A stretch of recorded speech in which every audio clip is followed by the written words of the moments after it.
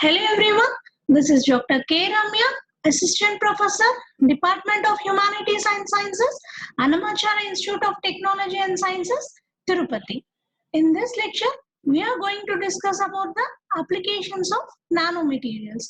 Actually, the applications of nanomaterials is very broad area, and hence I have taken one special session only for the applications of the nanomaterials discussion. So let's get started. So why the nanomaterials? What makes the nanomaterials much important, much delicate, and much useful in various technologies? So what are the key factors that nanomaterials have to get applied in all other fields rather than other materials? So the first thing is its smallest size. So nano means we are discussing it as 10 power minus 9th of a meter. So smallest size, lightest weight, less resistivity, low transmission losses, high durability, greater toughness, and these are all the factors which make the nanomaterials a special type of material that can be useful in different types of technologies. So it can be used, nanomaterials can be used in material technology, information technology, biomedicals, energy storage, transportation, machinery, chemistry, research, industry, whatnot. So all these fields consist of the applications of the nanomaterials. And while we are dealing with the introduction of the nanomaterials, we have said that nanomaterials can be used in all the applications, in all the areas which are very useful in our day-to-day life. So let us discuss one by one of these sub areas, how the nanomaterials are used in material technology and how the nanomaterials are used in information technology and so on. So nanomaterials in material technology. So what happens in the case of the material technology is that nanocrystalline aerosol. So for the insulation in the offices, homes, everywhere, we are using the nanocrystalline aerosol to prevent us from the outside atmosphere. And for cutting the tools, so for cutting the tools, we require a very hard material, which is a durable material, which is water resistant, which is wear resistant. So the material which we have been using or we should use, that tool should be very harder. It should be much durable. So it should not get rust easily. For that, we can use the nanocrystalline cutting tools that are highly durable in nature. Important is nanocrystalline solar cell. So these are sensitive to changes in the environment rather than other sensors. So like that smoke detectors, fire extinguishers, and ice detectors, if we use the nanocrystalline sensors, it will definitely predict very accurate prediction even at a very smallest second of when the smoke comes out of the house or the non-smoking areas, etc. High energy density batteries, so high durability we have discussed. So high durability, with that high durable nature, these batteries are used for long lasting life. Next one, nano-sized titanium dioxide and zinc dioxide. So if you can prepare the titanium dioxide and zinc dioxide materials by our so-called methods, that is ball milling techniques or CVD technique or sol gel method, everything. So when we prepare these type of nano-sized materials, these materials are mixed with the sunscreens. So to absorb the and reflect the UV rays. So UV rays are very harmful to our skin, right? So when these materials prepared in the nanoscale or mixed with the sunscreen, what happens is that it will absorb and reflect the UV rays without damaging our skin.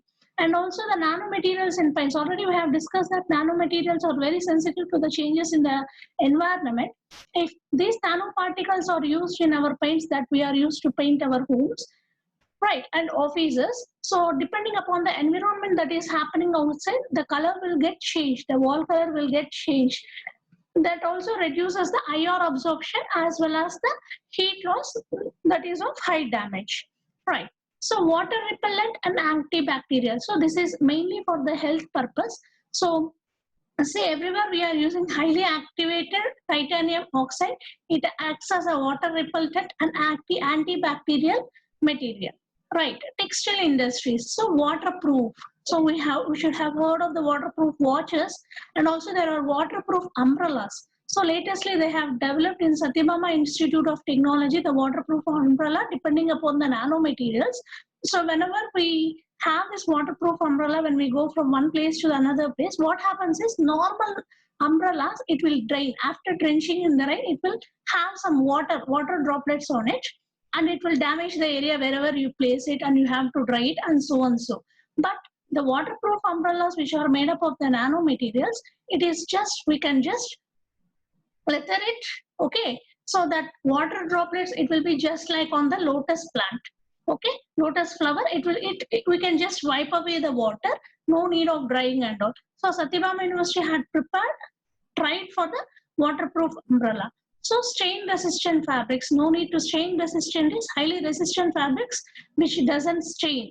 Like our water, if something falls on that particular fabric, it can be just wiped off without washing with any detergent. Also, the researchers are developing the wires containing carbon nanotubes. So these are called as the carbon nanotube. So carbon nanotube will have a lower resistance. So as it have the low resistance, what happens is it will have high conductivity and also the low transmission power loss. So we have seen a similar thing in the superconductors also. It will have very low resistivity and high conductivity, and hence it can be used in superconducting transmission cables. So because it is used in the transmission cables, what happens is that the transmission loss will be very less. So output will be very more. Similarly, here also, if carbon nanotubes will have the lower resistance, then it can be used in the electrical grid. So the transmission power loss will be low, and also the efficiency will be high. And nano transistors. So firstly, when we have seen the transistors, its size is very high. So now they are reducing the size of the transistors for modern computing, smaller and smaller and very tiny transistors by use of the nanotechnology. Right? Next, information technology. Nano and the information technology for data storage. Right. Nano is called fabricated magnetic materials like magnetic bubble memory. We have one such in the dielectrics, like magnetic materials like magnetic bubble memory. These and all have the nanoparticles. So what happens is that the storage disk will be, space will be more comparative to other materials. Nanophotonic crystal, which is used in chemical optic computers, and these are the optoelectronic devices. So it will have a nano thickness controlled coating. So these are dielectrics, nanophotonic materials observed in the microscope. Right, nano in medicine. See, artificial heart walls. So all of us know that importance of the walls in our heart. So if the heart wall can be replaced with an artificial one, if it is a nanocrystalline, it should be a nanocrystalline silicon carbide. Why we are using nano here? Because of lightweight and high durability. So, and also it is used for disease diagnosis and drug delivery, right? Drug delivery, researchers are looking with the ways of the nanotechnology that improves the vaccine. Even the vaccine can be delivered without the use of the needles. So without the use of the needles means many will be thankful for it, because many of them are have the phobia for getting injected. So drug delivery will become easy, and also the molecular imaging. So for the implantation of the bone cells, so any bone cells will get implanted. For that implantation, nanostructured ceramic, normal structured ceramics, what happens is, apart from nanostructured ceramic, normal ceramics will have high weight. So if the bone is implanted with that much weight, there is a chance that it may not be durable, right? It may carry the additional weight on the patient who is bearing it. If it consists of the nanostructured ceramics, what happens is that it will have the small size, so compact size, less weight, and also of high durability. The patient will not feel that heaviness.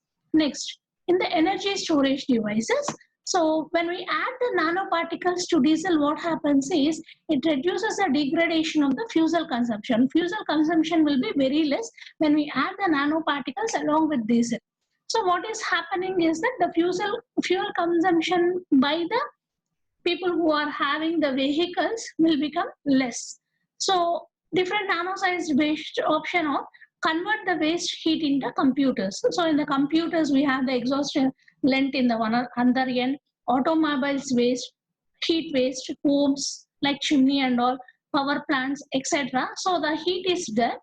depending upon the nanoscience based option, that waste heat is used for the usable electrical power. That heat energy or the thermal energy can be converted into the electrical energy by used on the options available in the nano-based sciences. In that way, we'll be able to save some electric power or generate the electric power. Right. Nanos in the transportation. So we had all heard about the nano car, Tata's nano car, right?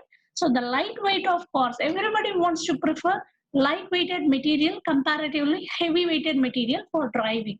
So lightweighting of the cars, maybe the trucks, aeroplanes, boats, and spacecrafts. So including the lightweight, we have already discussed that for the fuel, if you add few nanoparticles, what happens to the durability? Durability will increase and fuel consumption will decrease. So in the direction of going that, what happened is that carbon nanotubes are preferred for producing next generation air vehicles. For air vehicles itself, they are using the carbon nanotube, which we have seen earlier. So why they are using? In the combination of the lightweight plus high conductivity. So these are the two reasons why they are used, right? Right. So in machinery, so how in machinery it is used, right? So ceramic coatings, they have greater toughness than the normal coatings for machine parts. So greater toughness, greater wear, tear of the nanostructure ceramic coatings they exhibit, greater toughness and tensile strength, so unbreakability. This is the main concept here. It is used in the machinery. And also the lubricants, engine oils. So when we add the nanoparticles in the lubricants and the engine oils, they reduce the wear and tear and it can extend the lifetime. That's what it's meant by the durability from power tools to industrial machinery, from the smallest tools to highest industrial machinery. If you use the nanotechnology enabled lubricants, that will be of high durability. Right. So we all know that in chemistry we have an important parameter called as catalyst. So what is a catalyst? Catalyst is a material that promotes the chemical reaction. So rather than using the catalyst, if we use the nanoparticle increasingly in catalysis, it can boost the chemical reaction. So what we want is to promote the chemical reaction. That chemical reaction can be promoted by making the use of the catalyst. So instead of using the catalyst, if you can use the nanoparticles, then it can produce the desired results by saving the money and also reducing the pollutants by means of using the catalyst. Right. So how we are using nanotechnology in solar cells. So solar technology is the upcoming technology. Already it is developing. It has to be developed. Everyone is looking for the solar technology because solar energy, that is the sun, is a non-renewable source of energy. We can be always getting energy from the sun, so as the sun is available for us at any time. So how we are using nano in solar technology? Nanotechnology incorporated into solar panels. So when it is incorporated into solar panels, it converts sunlight into electrical energy. So this is what we call it as the photovoltaic effect. So nanostructured solar cell will be cheaper. So now the main criteria or the disadvantage of the solar energy is that many cannot afford it because it is during installation, even though it is a one-time installation, the cost is much more high and hence it cannot be used, and also it requires certain space to install the solar panels. If it is not like that, it is like a flexible roll, we can roll it and all, and also it is inexpensive, then we can use the solar cells. So you can see here, this is what we call it as solar nanoflakes. It is not in the form of a panel that is fixed, but still it does the works of the panel and also inexpensive if it is produced. And hence they are preferring nanostructured solar cells. So still the scientists are seeing for the thin film solar electrical panels, which can be fitted to our mobile cases, woven the cloths, so that whenever we go into the light, so the light energy will be absorbed by the mobile cases. We know that our calculators can also work with by the means of the solar energy. So similar, they are trying out with the mobiles also, right? So nanos in research, a very important research is going on. See, it is a nano fabric paper towel. So why it is made up of this? It is made up of the potassium magnesium oxide. So whenever for for cleaning up applications instead of using detergent and using that hard method. So this particular towel, nano fabric paper towel, can absorb 20 times its weighted oil for cleanup application. Whenever you are going to clean its oil, dense, high dense materials, which with much of the hard work, you can do it easily by means of the nano fabric paper towel, and the job will be done. And also, like we have been used the vacuum cleaner for many days instead of the traditional method of speaking, that vacuum cleaner will absorb all the dust, right? So they are placing the magnetic water repellent nanoparticles and are using the magnets to mechanically remove the oil from the water. So from the water, for the separation of the oil, they are using the magnetic repellent materials, nanoparticles, right? So in also, so this is an additional that in the airplane cabin and all, they are using the air filters which are made up of the nanotechnology. So mechanical filtration. So this absorb all the dust particles, and also it may contain some, it removes the bad odors present in the atmosphere that we are surrounded with. Right. So this is another thing is that sensors and the solutions, nanotechnology enabled, not the normal sensor, nano sensors. So they can identify the chemical or biological agents in the air.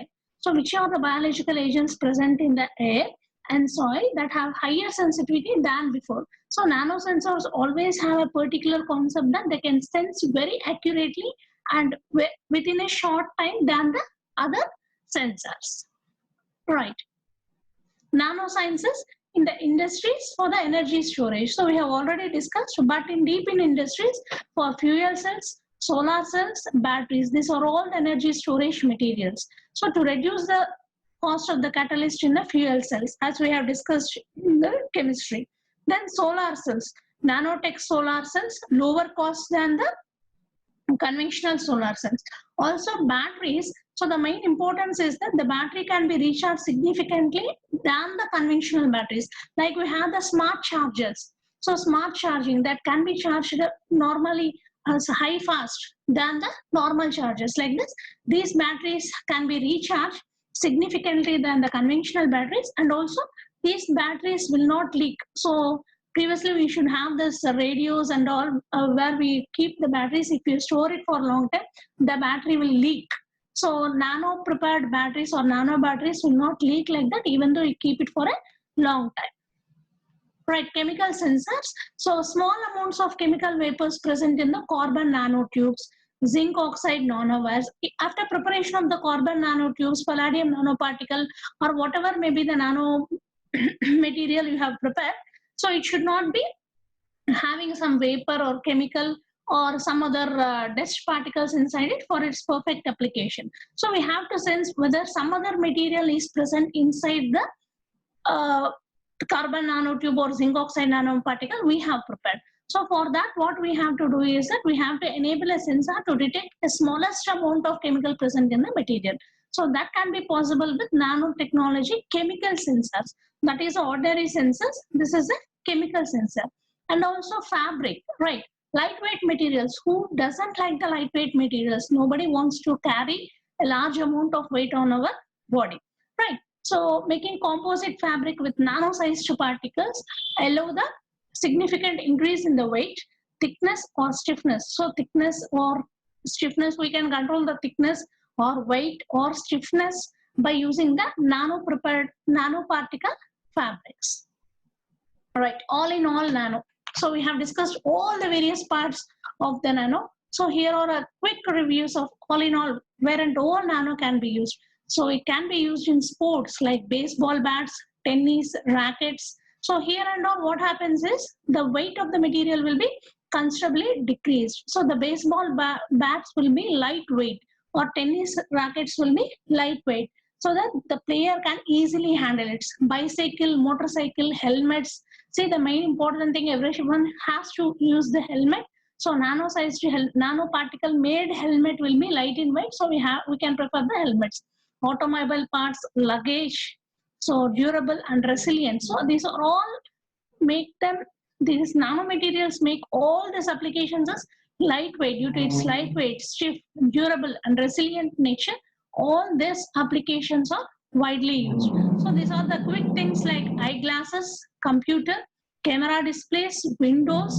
So our eyeglasses, our computer or camera displays or windows, everything. So these are all have anti-fog, antimicrobial, scratch resistance, electrical conductive.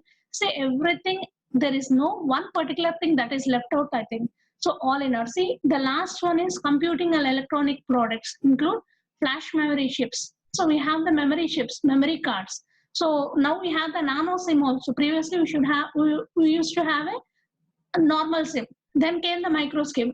Now the nano SIM, very thin SIM, right? So in the thumb drives, ultra responsive hearing aids. So many people will be feeling embarrassed when they have a hearing aid that is shown off to everyone. Now if it is an ultra responsive hearing aid that is made up of an nano size, it will not be visible to everyone. So then those people will also will not feel any guilt on wearing it, right? So antimicrobial or antibacterial coatings on the keyboards, maybe on the keyboards or cell phone castings, smart packaging, smart cards, and even for e-book readers, they will have flexible displays. So nano sized, even if you have a e-book Kindle and all, that e-book reading can be of very smaller size. Then it will be useful. So this is all in all nano. So we have discussed about the applications of nanoparticles exclusively in this lecture. So how it is used in information technology, material technology, in biomedicals, research, chemistry, whatnot, everything. So hope you have enjoyed the lecture.